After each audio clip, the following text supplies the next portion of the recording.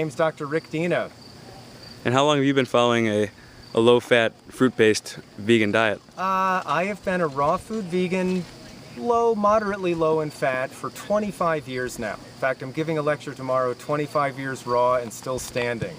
So, a little more than an experiment at this point. I think I figured a few things out along the way. Has your health deteriorated, or have you noticed health improvements along the way? Huge improvements. I mean, I'm 45 now, and I feel better than I did when I was 18, when I was sort of just starting this, or just before I started. But actually, that bad health gave me incentive to look for other things. So, yeah, I'm feeling really good. And I know a lot of other people my age are not doing nearly as well. How did you come into discovering a raw vegan diet? Oh boy, to make a long story short, well, I felt lousy.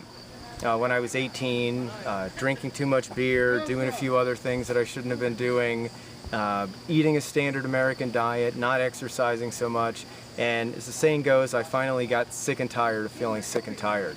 So I started with reading Robert Haas and sports nutrition type things, and I would start with taking the skin off my chicken and using skim milk instead of whole milk, and brown rice instead of white rice, and that kind of thing, and those made some significant changes, and I was kind of hooked. I said, hey, this is great.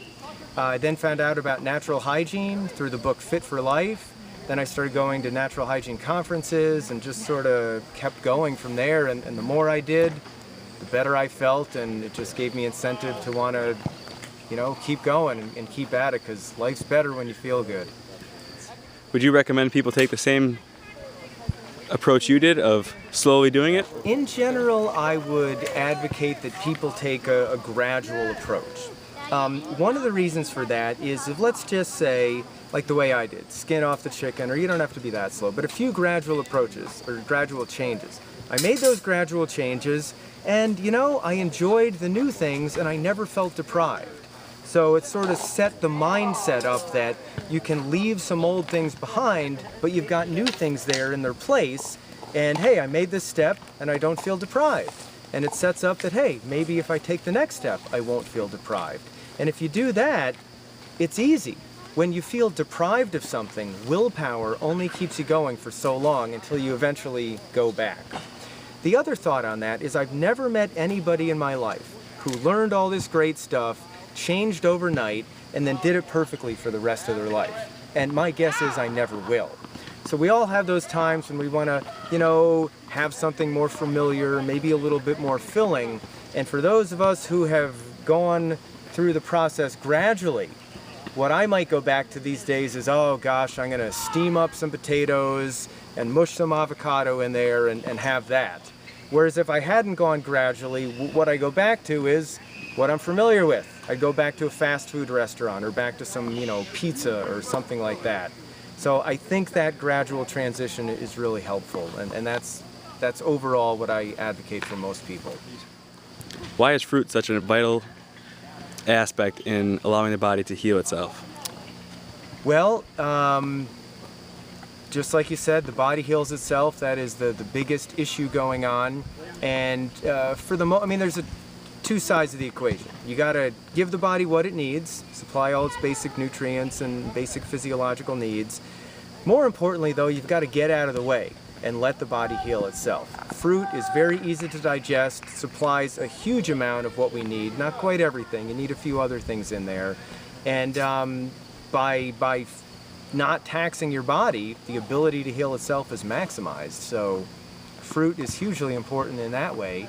The other way that fruit's so helpful is that on a raw food diet, vegetables are extremely important. The thing is, they're so low in calorie density, you really essentially, for all practical purposes, cannot get enough calories to sustain yourself from vegetables. You'd have to turn it into a full-time job, you'd be incredibly full, and you probably still couldn't do it. So then where else do you get your calories from on a raw food diet? For the most part, other than maybe sprouted grains or grains that you dehydrate, which most raw foodists don't eat too much of, there's fruit or there's fat. And despite what they will tell you, a lot of raw food leaders who advocate a all or largely raw but low fruit diet, those diets end up being very, very high in fat. 50, 60, 70% of the calories coming from fat, And I'm not against fat, just gave a talk on the importance of fat and omega-3s yesterday. But that much fat is just too much of a burden on the body, and people don't get the best results they can. So if you eat plenty of fruit, you want to eat as many vegetables as you can, plenty of fruit to get your calories, small to moderate amounts of fat, and then that balance seems to work really well long term for most people. And it has for me so far for 25 years, so far so good. Beautiful. Thank you.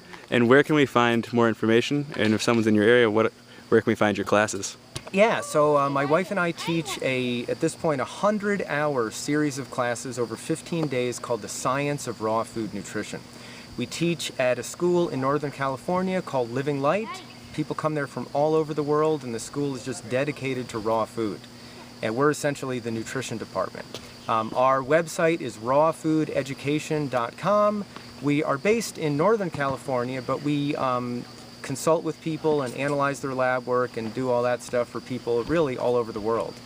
So rawfoodeducation.com is where you can find more about us. Thank you, Dr. Rick. All right, thank you. It's a beautiful day.